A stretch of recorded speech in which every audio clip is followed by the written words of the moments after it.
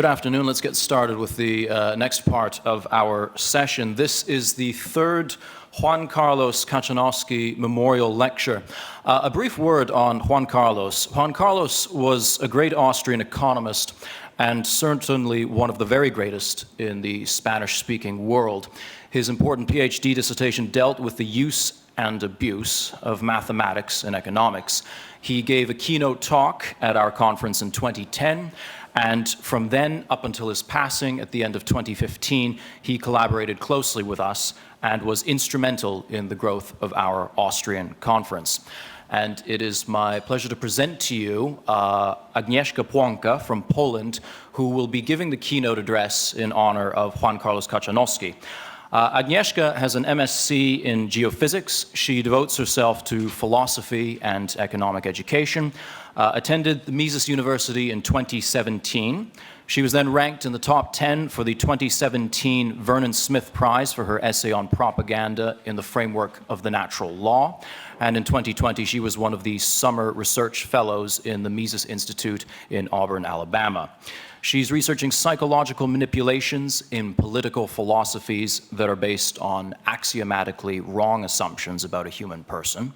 She's also an Institute of Economic Science Europe alumni, contributed to the Free Market Roadshow 2020, and taught economics as a part of the Economics Lessons for the Youth project of the Polish Mises Institute. She's also a member of the Polish Libertarian Association. And her talk is entitled Dialectics, From a Method of Argumentation to a Method of Manipulation, in Search for the Lost Truth. So, please, Agnieszka.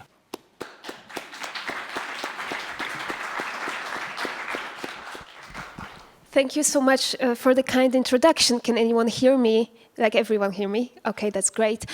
It's such an honor to be here. And that was kind of a long bio. And the truth is, I'm a geophysicist that escaped from academia and started doing this because I feel like this matters. And what I'm going to present is a part of, let's say, research that my idea for it started with an emotion, actually. And I think we shouldn't dismiss the information that comes from emotions because there are these little indicators that something is wrong before your rational brain can process it. So I thought, hey, I am traumatized in the third generation by socialism. Of course, I'm pretty young, it's the third generation, so it's pretty mild, but I can still sense, when I was in the West, in academia, in the Netherlands, I could still sense that somehow I cannot explain what my family has been through. There is this wall of impossibility to communicate. And then I realized it's pretty similar to what people experience in toxic situation with controlling bosses, for example. And I was thinking, hey, can we do research on it? Can we do psychological and philosophical research? What's happening? To me, what's happening to all the people that have been abused in a way. And there is this very fashionable word that is called gaslighting, when somebody who's difficult tries to question your reality. Like, no, I didn't steal from you, I didn't kill you, you're just making it up. But, well, he actually did do that. And I just thought that reading about Marxian style of dialectics, that seems very similar to gaslighting in more one-on-one situations. So I thought, what happens? You know, like Aristotle called dialectics one of the methods of argumentation, and somehow right now this word is used to manipulate people. So something must have happened in the course of history of philosophy, and some meanings must have changed.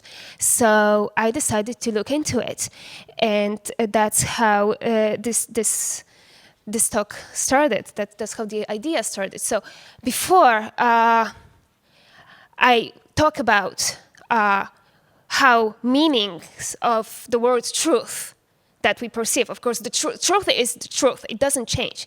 But how we perceive it in culture, in philosophy, in modern philosophy, what it means in so-called discourse, that changes. So before I run into it, I will establish reality. And of course, if there are any relativists in the room, I invite you for the ride. I just want to establish what we are going to call axiomatic in this talk. So I'm just an exact science person, and I'm a simple person. I see 3A, Aristotle, Aquinas, Ayn Rand, and I say, okay, well, truth is objective, external to us, can be discovered. And we have the principle of non-contradiction by Aquinas. We have A is A by Ayn Rand, and I'm going to stick to that. So one of the axioms throughout this talk will be the notion of objective external truth, and that we should have the humility to realize that we do not decide what is true. Reality does. And another, maybe even more important axiom will be the notion of human person, this anthropology in the theological sense, so to speak. So yes, I did put Ayn Rand and John Paul II, Karol Wojtyła on one slide, and I have very good reason for that. So that axiom says that you are an end in yourself. Like, you are not supposed to be treated as means to achieve any ends. Like, you're not a machine, like you're not a little thingy in the machine, in the social machine. Like, you are not to be treated as an object. You are a human being. So you're a subject, not an object. And well, Ayn Rand would formulate this in a sort of negative manner, that, well, what's not to be done to a human person? Like, a human person is already has value of themselves. And what went even further, and what I would suggest is a more full formulation of that, is the personalist norm, which was really explored by John Paul II in his habilitation, when a human person is unique, has transcendent worth, and is to be treated as an unique individual, and not in any way be perceived as a part of a blob that we can manipulate or use in social engineering. So those are the two very important assumptions that I will have, and I will show you that when one of these assumptions is lost, bad things happen, okay? So first assumption is objective truth, and the second assumption is human dignity, individual human dignity. So how do we go from here? Like, what's happening today? Is the truth or human dignity treated appropriately today? Well, I don't think it is. I don't think it is. We are in some kind of tribalist war. We have people perceiving themselves as part of groups that are hostile to each other. And, well, in terms of objective truth, we are very far away from that. Like, modern philosophy, especially what I will show in the late in that talk, can be very polylogist in the sense, like in the Marxist sense, but mutated to fit today's world. Like, well, you think that way because you come from this social class. You think that way just because you are black or white or blue, and that destroys the means of communication. But that destroys also the notion of truth when we say that truth is different for different people. Well, no. So how did this all dissolve? Like, how did reality dissolve in what we are talking about in philosophy? Because I chose the word dialectics because I think that's a really traceable mechanism that we can track in 30 minutes. But if we were to talk about the dissolving of truth in philosophy, that would take maybe a semester. So let's just stick with dialectics and see what happens. So I Googled dialectics in the Google image, and I thought, like, okay, will I be any smarter? Will I really know what that is? So I see. That's from Thesaurus Plus. What are other words for dialectics? And this pigeon with beret and bread on his neck is saying that dialectics is also reasoning, argumentation. I don't know what ratiocination is. Maybe I should know that. Logic, dialectic, polemics, discussion, debate. Like, wait, what? Logical argument, deduction. Like, all that can be substituted by the word dialectics? I don't think so. And also, like, why is this pigeon like having a bread around his neck? Like, does he like not know how to eat bread because he's like an academic or something? I don't know. Decolonizing dialectics, that is very tribalist. Like, oh, this white person was hitting the black person on the head, so now we have to change, and somebody else will be hit on the head right now, and nobody will say, hey, it's probably wrong to hit other people on the head. Like, we don't keep score, and we... So here's decolonizing dialectics, or here, very scary image, dialectics of revolution, with Hegel and Marx that we will talk about. Hegel, Marxism, its critics through a lens of race, class, gender, colonialism. Is there a lens of an individual person there? Is there a lens of reality or of truth? No, those are these collectivist blobs, right? Race, gender. So I'm not any smarter. I Googled dialectics and I still don't really know what that is. But if you do that, you will see some records that are kind of talking about the antiquity, what Zeno of Elea did and what Aristotle called dialectics. Then you have something about Hegel, and then you have a little bit of the Marxist insanity. So it's very confusing if you Google dialectics. You still don't really know what that is. And I'm not sure I do. But I think that if Zeno of Elea saw all these records from Google today, he would really be confused because that was not his intention as far as I know. So what happened is that Zeno of Elea had a teacher, Parmenides, and Parmenides argued for unity of being. He received some harsh critique. People were saying, well, hey, no, we cannot have unity of being. Things are different. And Zeno of Elea said, well, you know what? You are attacking my teacher. I want to defend Parmenides. And, the way you argue, your argument can also be used as against unity of being. So I'm not buying your argument. I will expose some flaws in what you are saying. So in that time, debate was still carried out to establish existent truth. So they still had that assumption, truth is external. We discuss logically, and we see who is more close to the truth that we do not decide on.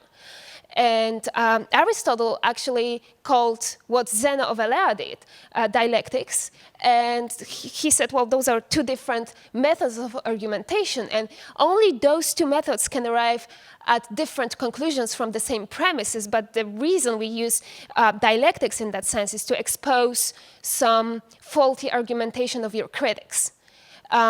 It's not to say that two things are true at the same time. That was never this. And some say, we cannot really prove that it's true, some say that Zeno of Elea and Parmenides traveled to Athens when Socrates was still here. And Zeno actually told Socrates that it was just some kind of provocative way of defending my teacher. And but we cannot prove that this exchange took place. So it started with, well, Parmenides arguing for unity of being, and Zeno of Elea said, well, you don't really critique him right. If existing things are many, there must be like and unlike. So if things are like and unlike, it's a contradiction. And this is a contradiction, so this premise cannot be true. So you see, again, we kind of have this ancient kind of non-contradiction principle. And it's still esteemed in a way, like it's still a method of argumentation. Truth is an attribute of logic, so we argue to arrive at the external truth. If there's a contradiction, something is wrong. So that's antiquity. But what happened later is Kant published his Critique of Pure Reason, and things would still go pretty well if another philosopher didn't write a letter. So Kant used the word dialectics in still kind of this ancient way. So he carved something called thesis, antithesis dyads that seem to be contradicting each other. For example, the word has a beginning and the word has no beginning. Pardon me for the slide. And he would argue that, hey, well, those are two different, like A is not A. The word has a beginning, the word has no beginning. But the notion of word relates to experience.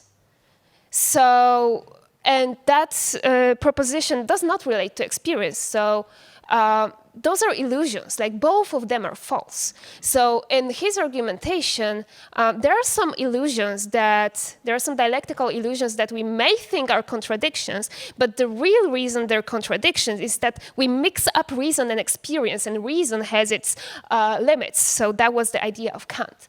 And now, he would say that it's an illusion because they are not really contradicting each other. If they were contradicting each other, we would have a problem. So in a way, I would say that Kant was still using the esteemed ancient way of dialectics. But then came Fichte. And what Fichte did is say, well, you know what, I really want to be noticed in German philosophy. And Kant has this thesis, antithesis dyad. So there is something to be solved. So I will propose a synthesis. But there was really nothing to be resolved. Kant called them illusions. But Fichte misunderstood him and thought that, hey, let's propose a synthesis. We have to synthesize both A and is not A in one. So right now, the stage was really ready to be taken over by Hegel with what Fichte did. So you have contradictions and you seal them into synthesis. So the thesis, antithesis, synthesis triad is actually Fichte's. It's not Hegel's. But right now we are ready for the first transition, and truth kind of loses its meaning. But before I go there, I still have to talk a little bit about unity, because like dialectics always somehow relates to unity. And there was unity in Parmenides' exposition back in the ancient times. But what Hegel did with unity and what German idealists did with unity is something far deeper and different. So, excuse me, maybe I can use my other presentation so that it looks better.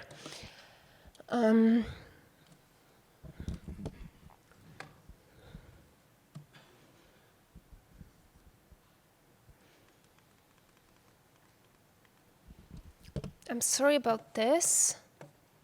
Is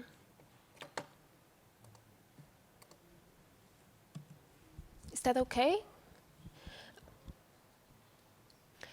Okay, we'll work on that. So the question is, why did God create the universe? And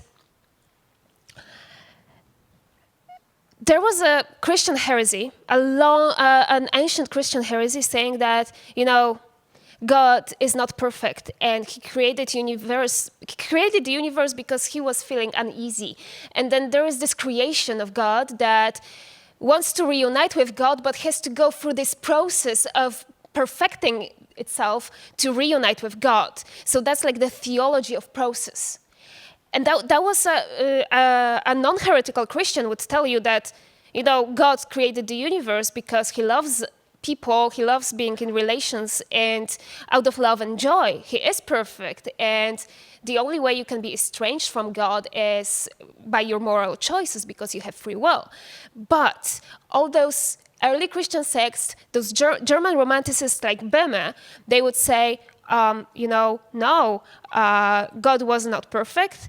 The creation is actually also God, and we have to evolve to be reunited with God in one ontological cosmic blob. And the estrangement we feel from God is ontological, like we are God, and we have to realize this. So that's a very dangerous heresy. And, it seems that this question is somehow, out in the stratosphere and doesn't affect our lives, but the truth is that the answer to this question will affect your life deeply, and it doesn't matter if you believe in God or not, because that shapes civilization in a way. And note that this was really a deeply anti-individualistic heresy, saying that we are all one and we have to go back to being one God. That's very anti-individualistic, and that's kind of like a seed of being against like the second axiom, human dignity and personalism. So for Hegel actually took it to kind of the next level. He pantheized these views and said, well, we have to reunite with the spirit. And there is just like one will of man. And there's one will of man. Man is God. We have to evolve. We have to reunite with the spirit. The Prussian state is the next step of reuniting with the spirit. We all have to think the same. I am the great philosopher. If you think different than me, then, well, I feel uneasy because we are all one. So that's really chilling, like that's really deeply disturbing in a way. And if you, Rothbard actually writes brilliantly about this in Classical Economics in his second book.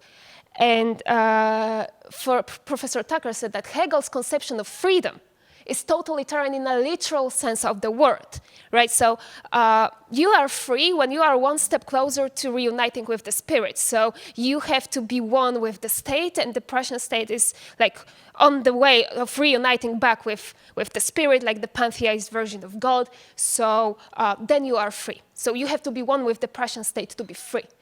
And the world self, whatever that means, must experience itself as the totality of being, or in Hegel's own words, must elevate itself to a self-comprehending totality.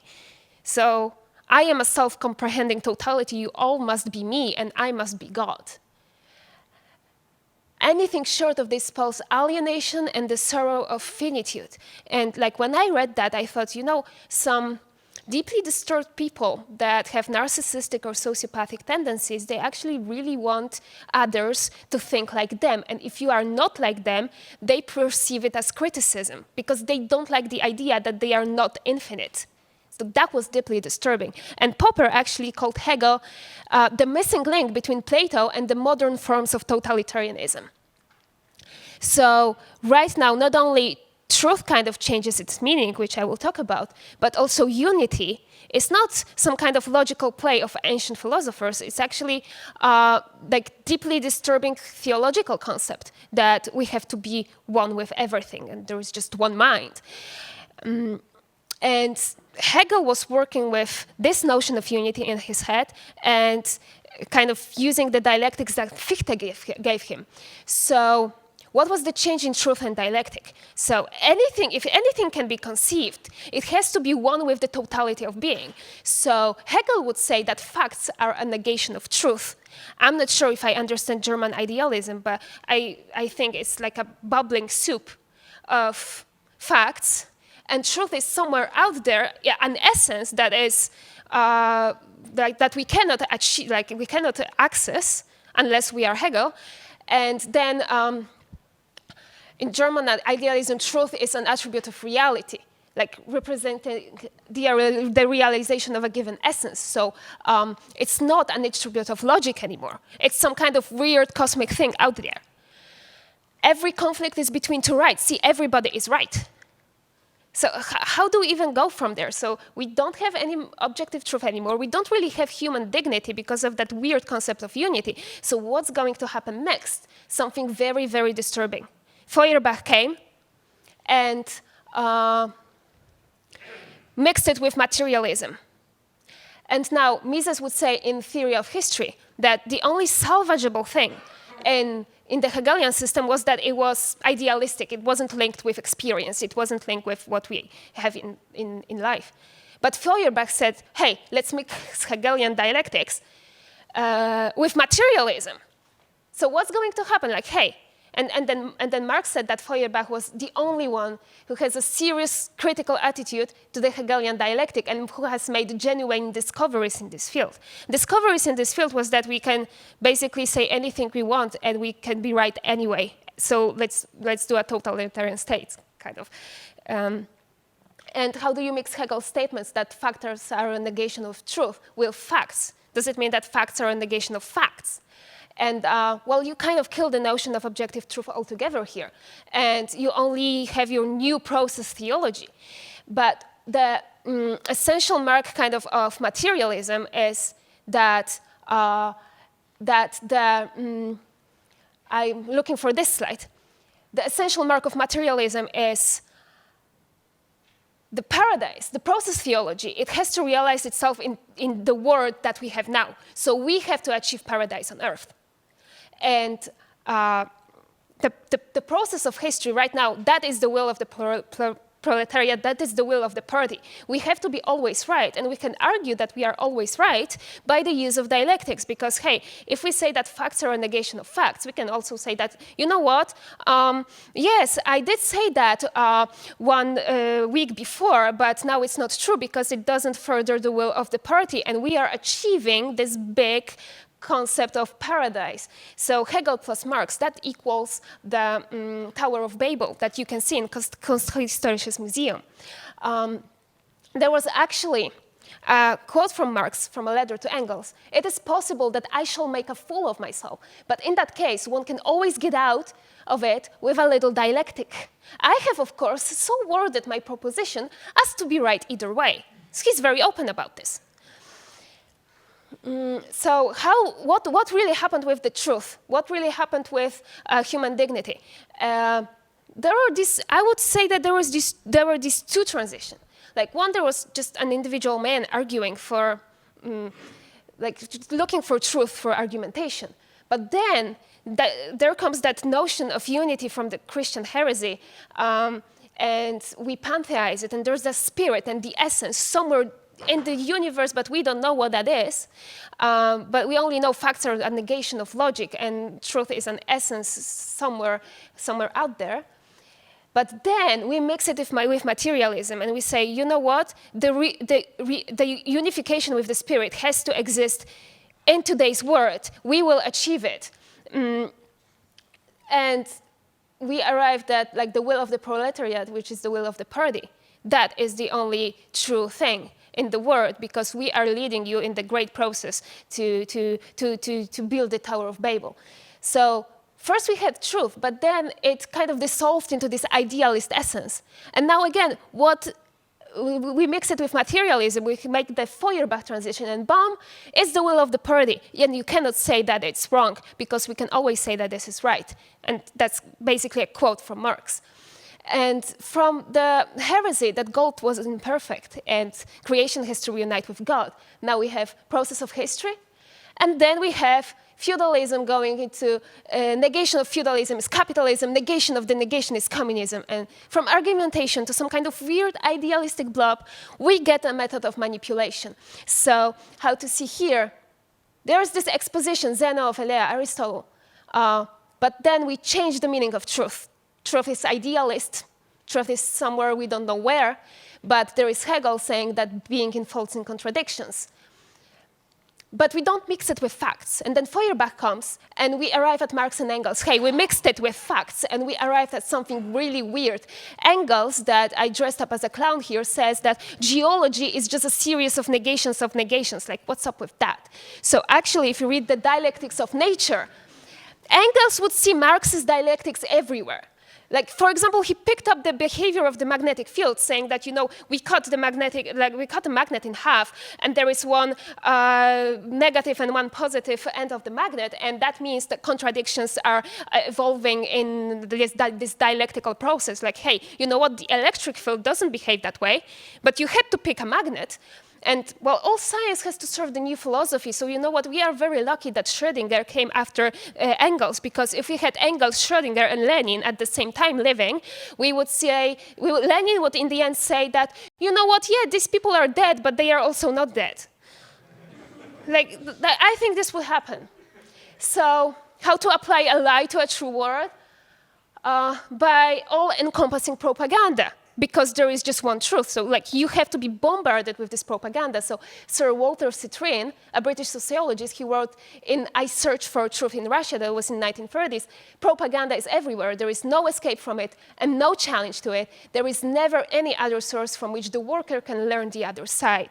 And I actually Googled dialectics in the Soviet Union, and what I got, this Central Intelligence agency information report saying how this affects the psychology of the Soviet citizen, that somehow he is so bombarded with the dialectic, he would see contradictions as evolving will of the party. Like it's okay that somehow I can only buy left shoes because that furthers the agenda. It's, it's a train wreck in the Soviet Union is good, but somewhere else it is bad.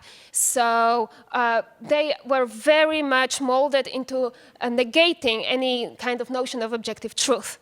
So, and they were in the end traumatized. So that's what we learn about Comrade Ivanov in the Central Intelligence Agency in the CIA report. So actually, we learned that there is no objective standard of the human behavior. Morality is what serves to destroy the old exploiting society. We do not believe in an eternal morality. That's Lenin addressing the Third Congress of Komsomol. So you see, there is the second axiom here now is thrown out of the window. Human dignity is thrown out of the window because we have to further our agenda.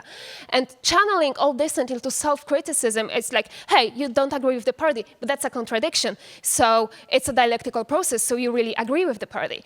And means of communication are destroyed in that way. You cannot argue against anything. What Lenin also wrote is, whoever has not understood the feature of contradictions, that person is dead to Marxism. I mean, I did not understand it, but I am so dead to Marxism, right?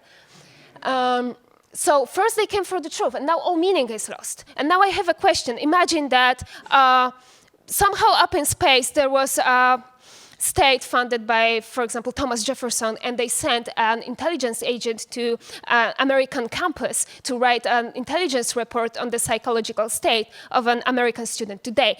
Would that report be any different from the report of the CIA from 1954 on the psychology of the Soviet citizen?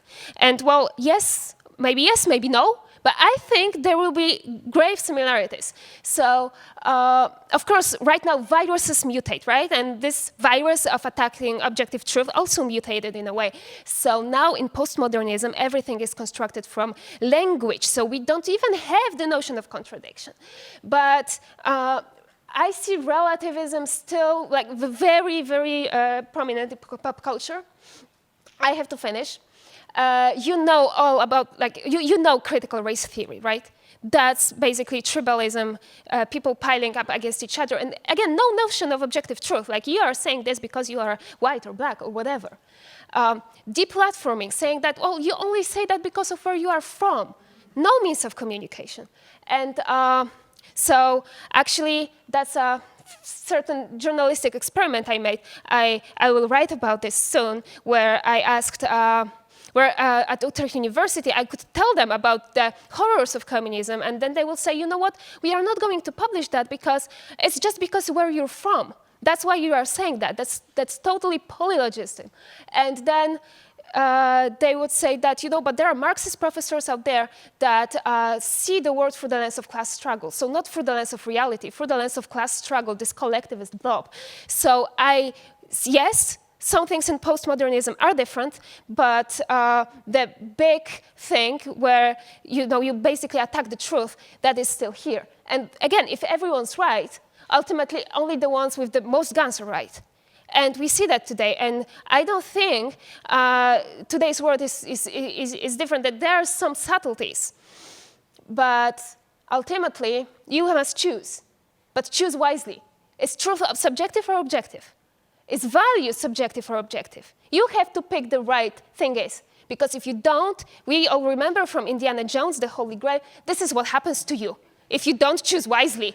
So if you say, okay, truth is subjective, value is objective, yeah, you will turn into that. And there is no way around it, you must choose. So which one it's gonna be? Thank you for your attention. I'm running late, but.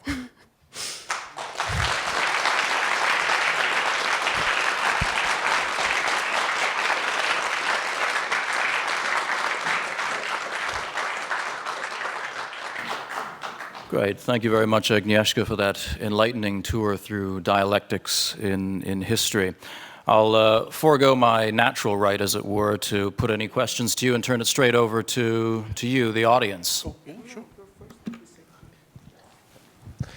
Thank you for this very enlightening talk. My question is, how do we combat all of that? Because as you clearly demonstrated, facts and logic are nothing to those programmed NPCs, non-player characters.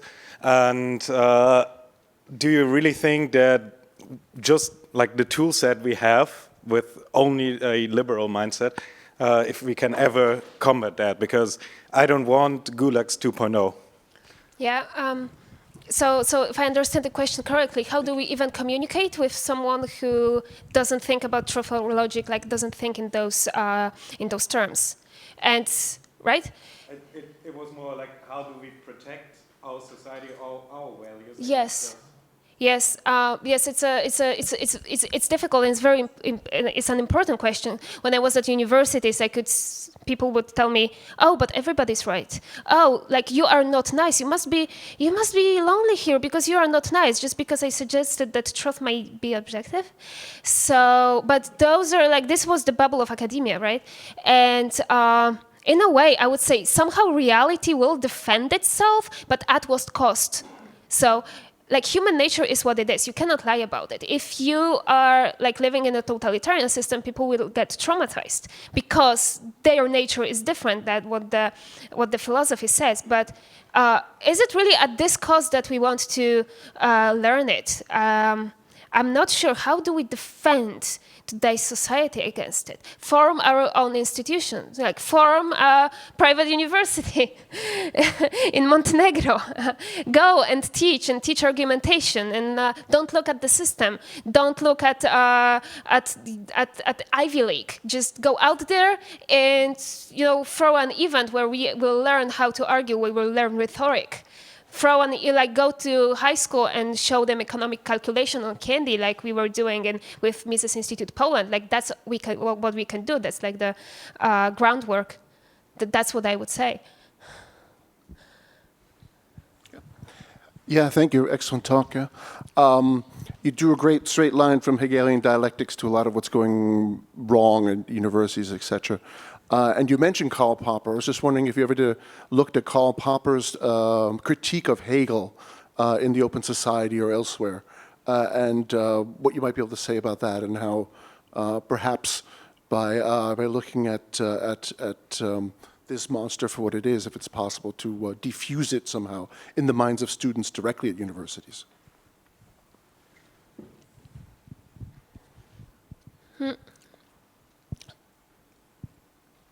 I'm not sure. I don't think I know.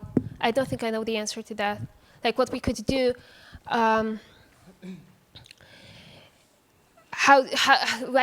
like with Karl Popper, we could say keeping an open society would mean keeping means of communication somehow, right? So we can all argue together. Like we have different mindsets, but we can all argue together, and we could look for the truth. But that already, if you look at what's happening on the campuses, that already is in a way destroyed. And somebody could use Popper and say, "Hey, Popperian paradox, you are not tolerant. Get out of here." And I very much appreciate Karl Popper, but on this one thing, I don't think he was right. So I am afraid that what they are doing now is they could actually use different philosophers and twist their words to further their agenda anyway.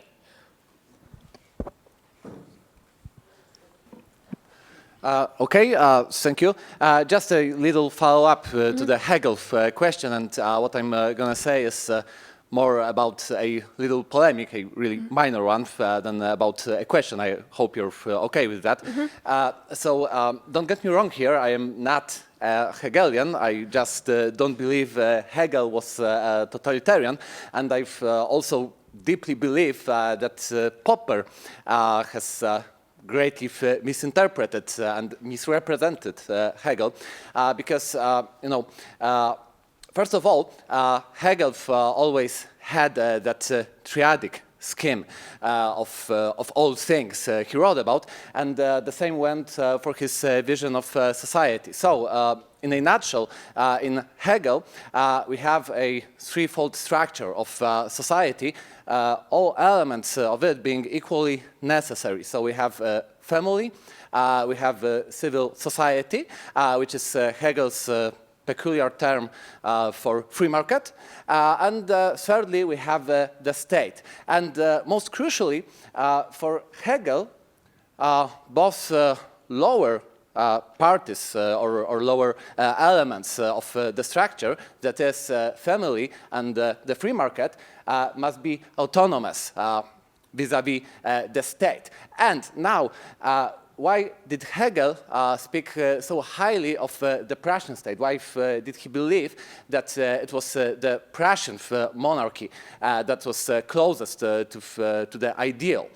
Well, simply because he considered the Prussian monarchy to be the most liberal state, that is, the one protecting the autonomy of the family and of the free market to the highest extent, at least as compared to its peers, to contemporary monarchies.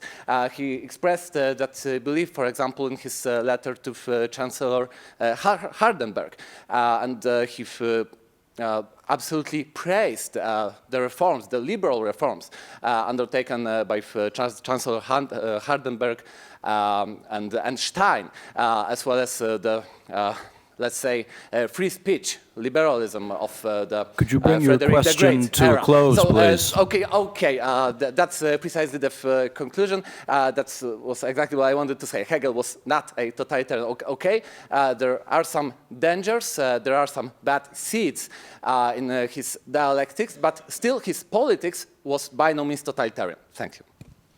Well, I'm happy there are philosophers in the room, because I only had relativity at school. I didn't have relativism, so thank you, Norbert. Yes, I did pick like one little chunk of, like one little process that was going on here. So I was only looking at the dangers of dialectic itself, and mostly I was very into researching that unity and that idea, but I'm very happy I have philosophers in the room, like a number of philosophers, thank you for that. And I would personally, I'm not sure if I would want to be with Hegel in the room because he seemed a bit narcissistic, but that's just my thing. We could get one more very quick question, if there is one. Or we can break early, 1 minute early for a 20-minute coffee break out there in the lobby. Join me in thanking Agnieszka Płonka once more, please.